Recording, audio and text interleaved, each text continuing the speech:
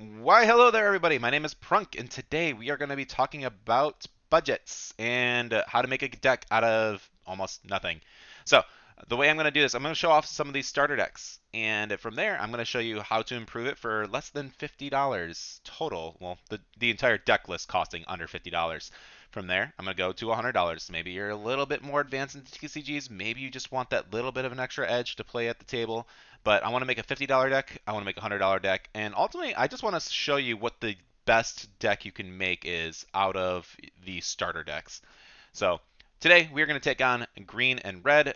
It is the first deck that I got to play in real life. I just won a tournament with it, so I was really excited to be able to play a structure deck tournament. So I I jumped on green and red. I managed to grab one of those. So let's take a look at it. So this deck right here is the structure decks that you can kind of see. We are going to look at it. This is going to cost you about 20 bucks if you find it MSRP. Let's move that over here. There you go. So this structure deck is going to cost you about 20 bucks for MSRP, and that's not bad for a relatively competitive deck. You can get everything you need for $20 whole dollars. Now, I'm more interested in showing you how to improve it, but let's just go over the card by card and tell you what's kind of going to be what's going to be utilized most in these structure decks. So I got two Duke of Wesseltons, three Sergeant Tibbs. They are basically the same card, just red and green versions of each other. You could do 4, 3, 2, whatever you want. We got two Prince Ali's. He is okay. Corella Deville, you only get one. She is your shiny. She is one of your shinies in this. She's pretty okay. Again, nothing too bring home. She's not really worth the shiny slot in my opinion, but whatever. We got 3 Meg. This card actually put in quite a lot of work in the structure deck. I won a couple games because I was able to do some good trades because of her, so she was solid. Donald Duck, really good 2-drop.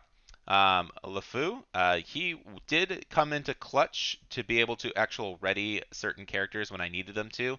So I got to. He's basically a better, another version of Shield of Virtue, and we'll go over that later.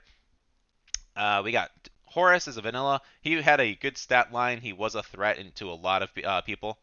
Iago, I actually didn't like him. He was just ink every single game to me. So I never got to really utilize his effect. I'm sure it's okay, but it's not necessary. You get one of those. You get 2 Jasper. Again, he mostly felt like a just stat line, but his effect did help out one time. We got 3 Mickey Mouse, 2 Peter Pan. Evasive is amazing. And Mickey Mouse was Steamboat. He's just a vanilla. Aladdin, 3 copies. He's kind of like a theme of the deck. Pongo, 3 copies. I actually managed to get one extra one in my booster box, or my booster box pack. So I did put him at 4, and it was very nice. Scar, a Fiery Usurper, just another 4 stat line ink. Mad Hatter, pretty much the MVP of the deck. Just being able to draw or constantly get lore. This card basically won me games because people didn't. I'm like, oh, I don't want to attack into it. I'm like, okay, don't attack into it, and I ended up like getting 9 lore because before they realized, oh, I need to stop that thing. And then I finally drew a card, so he is such value. Captain Colonel, this card was actually very clutch against some of the starter deck stuff. So this basically helped me kill Moana almost every single game against like the Amethyst Amber card deck. So Colonel, Captain, Lieutenant, pretty good. Rapunzel, again, great card. This deck desperately needed these extra lore, big cards. So she playing her at a 3 is phenomenal. For the structure deck, you desperately need her. Stitch, unfortunately, he was literally ink every single game. He is a 3 lore card, decent stat line and everything, but I just never really got to utilize him. Aladdin is the boss monster of the deck, Heroic Outlaw. Unfortunately, you only get 1 copy of him, and that's the biggest disappointment. He is such a cool card, and it's unfortunate that I only really got to play with him like barely. However, when I got to play with him and I got to keep him on the field and really get to use him, oh god, it was fun. Stampede, this card sat in my hand for like an entire game. It's in the only loss that I had, so I was really kind of disappointed with this card. It just 2 damage to damaged characters. You don't really deal with damaged characters. It's usually do you get a kill or you don't, and that's about it. Vicious Betrayal. This card was extremely good, especially with comboing it with Heroic Outlaw. I'm actually more impressed with this card than I thought I would be. He's got a sword. It's good. It's fine. It's a 1 ink. It's just kind of a neg card, so I don't really like too many negative cards. Steal from the Rich. This card helped out once when I was abusing some evasive stuff, so it's okay. There are probably better cards, but if you're going for more focused on lore, and a lot of people who are probably playing Amber and those aggro decks, this card does help out a lot. Dragonfire 3 of. You just need a fourth one. It's really good. Mother Knows Best. We're probably getting towards the bottom. Yeah, Mother Knows Best is really just base removal. It bounces a card to your hand. Let me move that over and fix this now too. Yeah, I wish I could probably figure out a better way to do this, but I'm not that popular of a YouTuber, so my quality is gonna dip a little bit. My bad. Let's go Shield of Virtue. You can't see it. It's a really good card though. Basically, for you pay for one, and for three you can untap unink or unready or ready another character. Sorry, other games. And Stolen Scimitar was actually a pretty MVP card at times too. Uh, I enjoyed it a lot, and it was just part of the structure deck. But that's the structure deck that you're going to be playing with. There are quite a bit of few ways to increase this, but basically the strategy of the structure deck is you have evasive units, you have cards that pretty weaker cards that can deal with bigger cards with the help of Meg and Scimitar, and just you're kind of modifying the attack power of yours or your opponent's creatures. So that's kind of the theme of the deck. Now, there are different strategies you can always go with. And when I'm talking about improving, I'm saying, hey, I bought the structure deck with me and my kids, or for myself, or with my friends, or my girlfriend, or my boyfriend, or whatever. And I want to casually improve it. So how do I improve this deck for under 50 bucks? And like total, like I spent $20 on the structure deck already. What can I do to improve it? Well, let's look at I'd say budget version of this deck. All right, so this is my under $50 budget version of the exact same deck. You already bought some of the structure decks, and so now we're really just focusing on buying some really cheap commons. Now, my version of budget is under $50. Your budget could be over 100 or about 100, and I'm going to show you a build for that as well. But I think the best way to improve your starter decks, let's just get a couple of extra one drops. See whether you can basically buy an extra Duke of Weselton if you wanted. He is a 12-cent common. So just go to TCG Player, pick out the cart, and let's just start buying some common stuff. Cruella de Vil, I'm keeping at one. You could probably buy another one. She's only $1 and still stay under 50 bucks, but I don't really think she's worth investing too much into, especially if you're going to start improving it down to like the $100 range. You'll probably cut her altogether. She's good, but she's not that good. Flynn is a powerhouse. So this is one of the big money cards that you're probably going to start spending. He's about $4, and so buying a playset of this is 12. So this card is just value every single way you play it. It is either ink, which is probably should never be ink, but he is going to be questing for 2 lore, or at the bare minimum, he's going to quest for 2 lore, and then your opponent's probably going to end up discarding a card unless they burn a different card, which is still -1 for them. So Flynn is just a great card to have in this build. So you're going to want to buy 4 copies of him, and for $12 total, you get a full playset, and and the nice thing with a lot of these budget cards, anything that you're really investing money into, you're probably going to play 4 copies of Flynn in almost any green deck that you play. So it's a very cheap investment for something that you can build with anything later on. I'm still playing 3 Meg. She does come into handy, especially now that Flynn is still there. She's good with Cruella. Well, not so much. It's when this character is challenged. So she's good with Cruella, Sergeant Tibbs combo. Like, just Meg is just a really good card for budget, at least. Donald Duck, I actually bought 2 extra. I would recommend buying 2 extra commons. They're 17 cents each, and just it's got a good stat line. It's a 2-drop, and you can really improve the deck just by playing 4 copies of this thing. It is a great card to see. It's got good stat line, so you can trade with what you need to trade with. We got Jasper. I'm still playing 2 of him that comes in the structure deck. Again, he can be kind of replaced with whatever card that you might like, but I think playing this as a good solid mid-range is really fine. Peter Pan, I actually bump him up to 4. He's a 20-cent common, so buy 2 extra copies. Aladdin, buying 1 extra one. He's a 20-cent common, so we're going from 3 to 4 with Aladdin. Pongo, again, he's another 20-cent common, so there you go. You put him at 4. Mad Hatter. So you could bump him up to 4, and I would actually recommend it too. I probably should do that. So now I'm at 61, but you can cut out whatever else you think might be. Maybe get rid of an extra Jasper. Maybe get rid of a Meg. But Mad Hatter is the deck's big draw power, so seeing this card as much as possible is correct. So I would probably say put him at 4 and put Meg down to 2. And if you want to stay at 60, otherwise 61 cards are still fine too.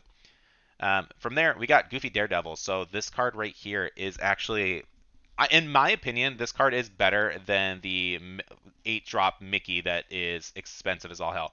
So there, let me pull up this card. Where are you at, Mickey? So Brave Little Tailor is a $30 legendary card. So 4 lore, evasive, 5/5, great stat line. However, he's big. And very often, I've never actually, he's the direct target of removal. Whereas Pongo is half of his stat line basically, and significantly cheaper, and with ink 4 ink compared to 8. And he's got 4 lore or 2 lore versus 4 lore. However, chances are if you're in the mid game, they're not going to have an answer for Pongo right away. You're going to be able to quest at least twice before Pongo gets dealt with in most cases. So at that point, you paid 4 ink and got to get your 4 lore out of him versus paying 8 ink and basically being your entire turn and probably be removal because in late game, they're probably going to have an answer for an 8 lore card. So I don't even include Mickey Mouse in my expensive deck. The Brave Little Tailor. I don't think he's that good in even my most expensive decks. I would rather play Pongos compared to Mickey Mouse. So it's something to really consider. Pongo is just a great card. Where was I? Let's see. So Goofy, and so Goofy kind of fits in that same boat with Pongo. Is just he is a cheaper version. Still gives me 2 lore. He's just extra Pongos, just slightly better stats, which are kind of irrelevant because you're mostly going to be questing with them anyways. So Pongo's the better version of the card because you don't really care about their stats, you care about questing with evasive units. But Goofy's just another version of it, and he's still good ink. Rapunzel, this card just helped out a lot. It's a good stat line. The deck needs it, so having a good late game card is like necessary. So I'm still playing the 3 copies of Rapunzel that you get in your structure deck. And then finally, the other cards that you're really going to buy would be 3 extra copies of Aladdin. That is really this deck's win condition. Just being able to quest, take it away. You're going to need this card against aggro.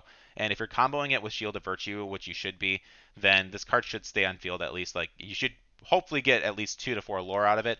At the bare minimum, this card makes it so that way your opponent won't quest because they're afraid of you just taking it away. So they are running at about $5 each. It's 20 about so to buy 3 extra ones, it's about 15. To buy the 4 Flins that you need is 12, and so that's kind of how we go from 20 to $48 roughly for this structure deck. I think this is the best way to improve the deck. So that is our $48 deck or $50 deck, under $50. So now I want to talk about what cards can we improve. Maybe I want to spend a little bit more. What can I do to really improve this deck and put it on a big competitive scene? Honestly, this deck is pretty competitive as it stands. Like the nice thing with Lorcana, like obviously full on $300-400 decks are going to be like the best, but this is a pretty competitive deck that you could play in a tournament. Like you'll be fine. So you may not top 8, you may not get like top 3 or something, but you could probably top 8 in a local tournament with this pretty easily. But let's take a look. Let's see what we can do to improve this deck for under $100. All right. Well, I couldn't quite get it under $100, but it's 103, and I think that's totally fine. If you're going to spend 100, you can spend an extra $3. And honestly, it all comes down to this card at the very bottom. Be prepared. This card's about 15 bucks on TCG Player right now. So, but you're buying 4 copies of this card, which means you're spending about $60 to improve your deck. Now, this is what I say to everybody. This card is going to be in literally every red deck that you run. $15 for this card is actually extremely fair.